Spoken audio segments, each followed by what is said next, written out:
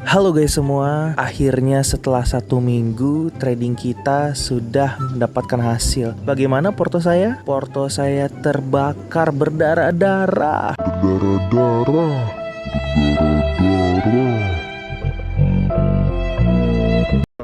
Ya, akhirnya setelah 1 minggu kita melakukan trading, porto saya mengalami kerugian loss yang cukup besar, yaitu minus $15 lebih ya.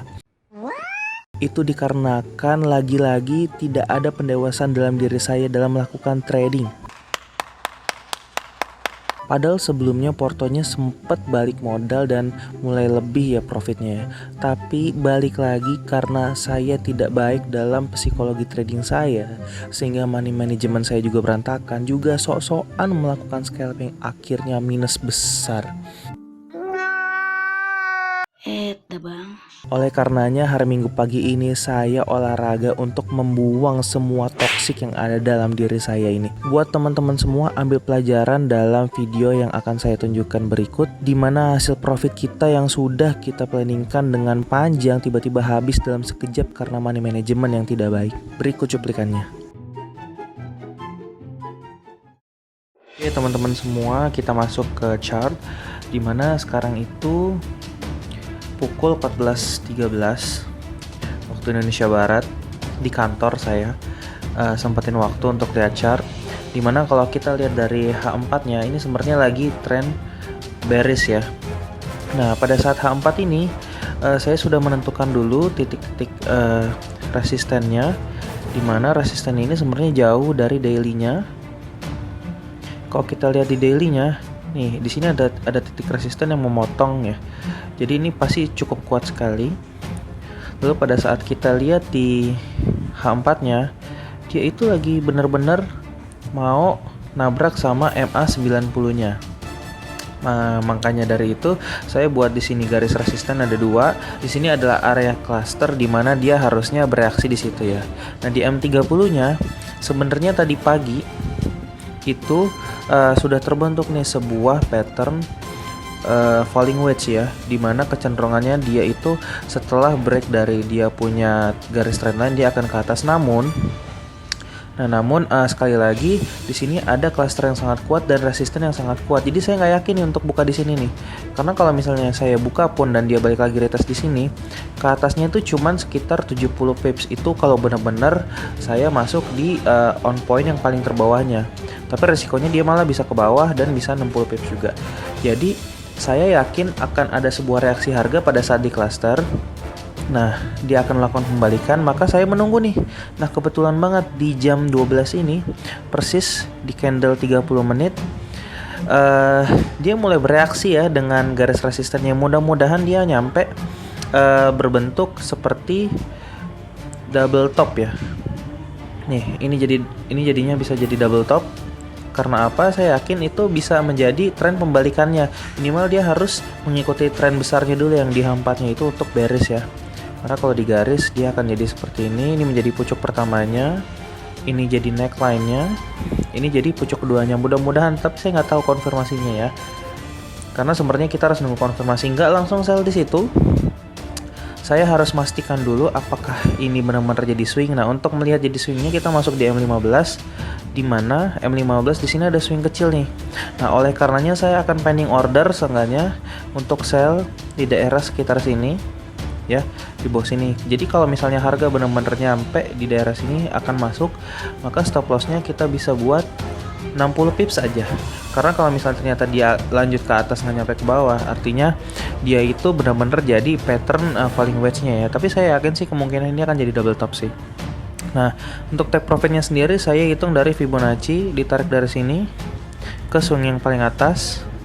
Ini adalah target pertama, terus kita tambahin dengan neckline-nya sampai ke garis ini, terus kita tarik ke bawah.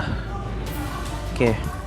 Sebenarnya target keduanya tuh bisa nyampe sini, tapi target yang paling saya pakai itu minimal di 168-nya dulu nih, 1618-nya dulu. Lumayan range-nya cukup jauh. Kita lihat aja ke depannya apakah masuk. Mudah-mudahan profit yang kali ini bisa menutup kerugian kita yang kemarin. Oke, gitu dulu update-nya. Kita lihat harga dari XAU-nya akan ke arah mana.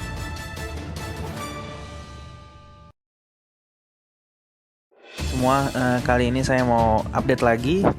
Confirm ya, ternyata pembalikan arahnya terjadi, di mana candlenya berbentuk double top ya, persis dia berbalik arah setelah masuk ke area supply-nya. Seru banget. Dimana tadi tuh sempat ke bawah, lumayan curam, habis itu mulai balik lagi, tapi tetap ini masih di daerah area supply. Harusnya dia tetap turun ke bawah. Terus juga lebih dikonfirmasi lagi di mana di sini area swingnya. Kalau misalnya kita buat garis di area swing ini, dia membentuk divergence ya, divergence di mana stokastiknya semakin ke bawah, tapi candle dari arah price range-nya dia malah ke atas. Ini divergent, konfirmasinya jadi ada 2. Oke, kita lihat dulu harganya akan kemana. Tetap waspada, setiap setengah jam sekali saya akan buka chart. Mudah-mudahan dia nggak nyampe stop loss-nya dan terus ke bawah menuju targetnya sampai di 162 pips. Oke, gitu dulu.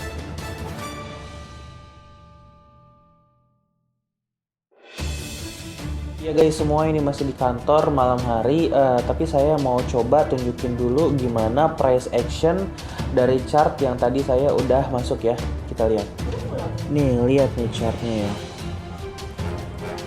Kalau kita perbesar, sebenarnya ini bentuknya tuh bener-bener jadi double top ya, dimana udah nyampe pucuk, terus turun, terus naik lagi, terus dia turun. Cuman pada saat kita zoom di M15 ini, dia itu ngebentuk suatu pattern, namanya itu rising wedge ya, terus dia turun. Nah, cuman kenapa rising wedge-nya ini nggak turun drastis ya, dia malah dia naik lagi, ngebikin pucuk baru, swing baru, terus udah mulai turun lagi nih. Akhirnya saya buat garis lagi. Nah, kalau ini garisnya nih, akhirnya membuat bentuk pattern baru yang bisa dibilang ini sebagai descending broadening wedge ya. Tapi kalau ini kecenderungannya tuh malah ke atas.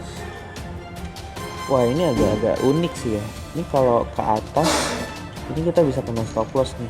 Tapi untungnya nih baru banget 2 menitan lalu nih, dia akhirnya turun lagi retest setelah dia kena trend line-nya ya. Cuman kalau dia udah turun terus ngelewatin MA90 nya, ini harusnya terjun bebas ke bawah sih. Kita lihat terus aja ya.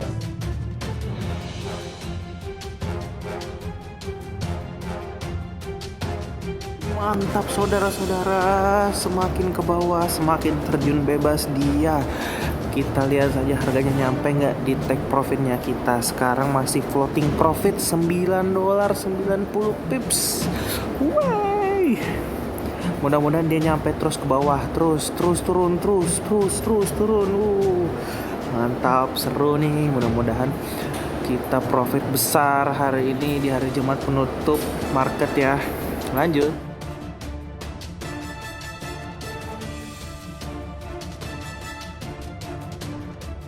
Posisi saya sambil di jalan, jadi sambil liatin dari handphone saja. Di sini profit kita masih floating ya, $8 lebih. Tapi saya buat stop lossnya naikin, dimana melewati swingnya. Nah, ini udah sempat kena swing lagi di daerah sini nih swingnya nih. Nah, dia mulai ada rejection lagi, saya akan beli lagi. Oke, 0,01 ya. Oke, kita sell lagi. Kita bikin 2. Dimana sellnya nanti akan saya stop lossnya sama kayak yang di atas. Stop lossnya di 18.38, kita akan tutup di 18.38. Kita ganti dulu stop lossnya 18.38. Oke, sip. Jadi ada 2 18.38. Mudah-mudahan masih dengan sesuai planning ya, dia masih turun minimal mungkin di nyampe, kalau kita kan bikin take profitnya di 18.29 ya. 18.29 sih masih lumayan jauh ya, tapi mungkin nanti akan kita naikin minimal nyampe swingnya yang atas nih di 18.31. Oke, kita akan ubah yang ini jadi di 18.31.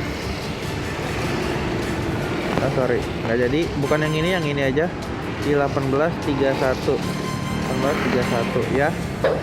Oke, mudah-mudahan masih sesuai dengan planning. Kalau misalnya emang ternyata nggak sampai, nggak apa-apa. Di sini kita spekulasi aja, harusnya sih dia masih turun ke bawah ya. Mudah-mudahan sesuai dengan planning yang sudah kita buat, banyak reasonnya kenapa saya bisa memilih sell, kenapa saya sell lagi 2 kali di sini, sell yang 0,01 lagi dengan stop loss juga di atas. Karena ini masih kuat turun, ini lagi bertarung nih sama dia punya swing nih. Kalau dilihat dari M30-nya tuh, dia habis rejection besar lagi, tapi dia masih harus turun harusnya ya. Mudah-mudahan dia kuat untuk tetap melanjut ke bawah ya. Jadi kita bisa menutupi posisi kita yang sebelumnya udah loss banyak. Oke, lanjut.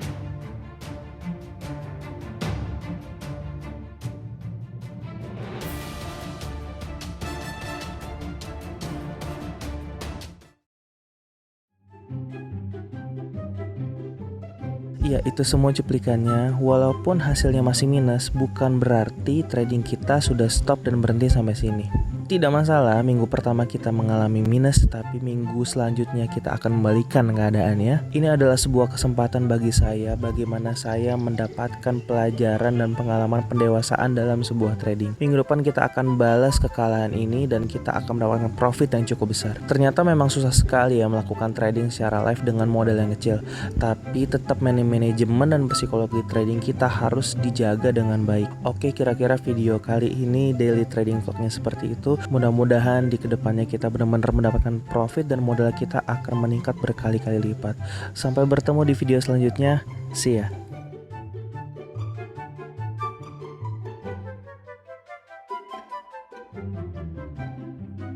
Saya juga sempat mendapatkan sinyal dan menurut saya sinyalnya nggak bagus. Ini cuplikannya. Teman-teman semua, saya mau infoin kalau tadi tuh jam 18 lewat saya tuh dapat sinyal dari aplikasinya gitu, dan dapat juga sinyal dari tempat lain.